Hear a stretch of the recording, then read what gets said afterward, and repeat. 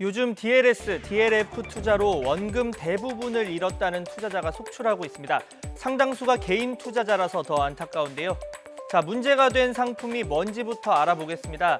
정한 구간 밑으로만 금리가 떨어지지 않으면 1년에 4에서 5% 정도 수익을 주는 금융상품입니다. 은행 이자보다 당연히 높고요. 사실 모든 것에 이런 조건은 다 걸 수가 있습니다. 이번에 문제가 된 국채 금리뿐 아니라 석유나 금, 이런 원자재의 가격 등락을 조건으로 상품을 만들 수도 있습니다. 하지만 세상에 공짜는 없습니다. 일정 구간 그 밑으로 떨어진다면 원금 전체를 잃을 수도 있는 거죠. 가장 피해가 큰 독일 국채 10년물 금리 연계 상품을 보겠습니다.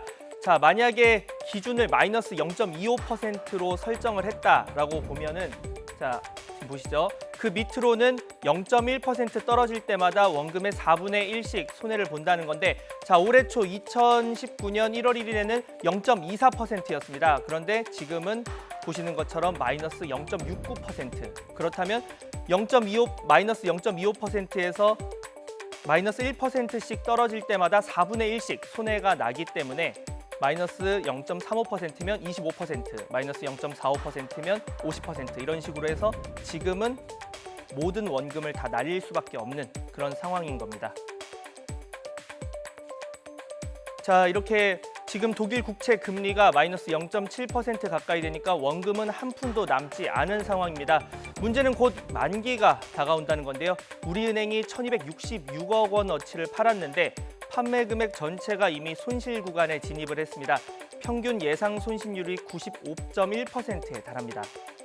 물론 투자자의 책임도 있습니다. 하지만 상품을 판매하는 과정에서 제대로 된 설명이 있었느냐, 주요 쟁점일 텐데요.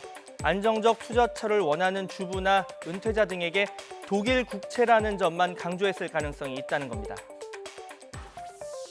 독일이 망하지 않으면 절대 손실 날 수 없고, 사모님 아시죠? 우리나라가 더 위험한 거, 독일이 더 안전하니까 무조건 넣으시면 됩니다라고 말했어요. 자, 국채 금리가 이렇게 떨어질 가능성은 애초부터 존재했습니다. 요즘 세계 경제 많이 나쁘죠. 그래서 상대적으로 안전한 국가가 발행한 채권에 돈이 몰리게 됩니다. 수요가 많으니까 국채 가격은 오르고 또 돈을 빌려주는 사람에게 주는 이자, 금리는 떨어지죠. 자, 지금 세계 각국 중앙은행이 경기를 띄우려고 아주 혈안입니다. 시중금리를 낮춰서 시장에 돈이 돌게 하는데요. 시중금리가 낮아지면 국채 금리도 따라서 낮아지고, 국채 금리가 낮아지면 국채 가격은 오르게 됩니다. 이런 국채 가격의 시세 차익을 노리는 세력도 있는데 과연 투자자에게 제대로 설명이 됐을까요? 10년 동안 자기네가 돌려보니까 마이너스 0.19를 떨어진 적이 단 한 번도 없기 때문에 0.25라는 거는 신의 고지라 절대로 떨어지지 않는다고 얘기했거든요. 자, 이렇게 보니 과거의 키코 사태가 떠오릅니다. 2008년 글로벌 금융위기 당시였는데요. 환율 상품인 키코에 가입한 700여 개 기업이 보장 범위를 넘어가면서 3조 원 이상의 피해를 봤죠. 자, 그러면 대책은 없을까요? 은행은 소극적입니다. 어쨌든 자신들이 판매한 상품에 대해서 설명을 했고, 또 본인이 계약서에 직접 서명을 한 만큼 도의적으로는 안타깝지만 문제는 없다는 그런 입장을 보이고 있습니다.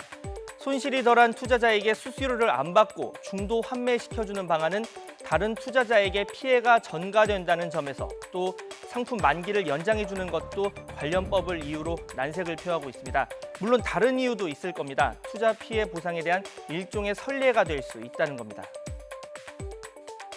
판매하면서 은행 창구에서는 지금 수십 페이지에 달하는 투자 설명서, 형광펜 그어가면서 여기 서명하십시오.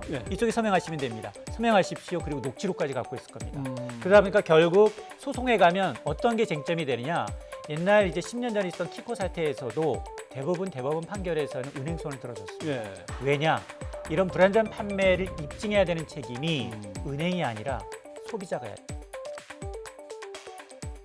물론 투자는 개인의 판단이고 또 본인 책임이 있습니다. 하지만 상대적으로 전문가인 은행에 투자 상품을 맡기는 데는 분명 이유가 있습니다. 여기에 은행의 불안전 판매를 증명하기에 투자자는 너무 약자죠. 고위험 상품은 판매를 제한할 수 있는 금융소비자보호법은 3년 넘게 국회에 계류 중으로 언제 통과될지 기약이 없는 상황입니다.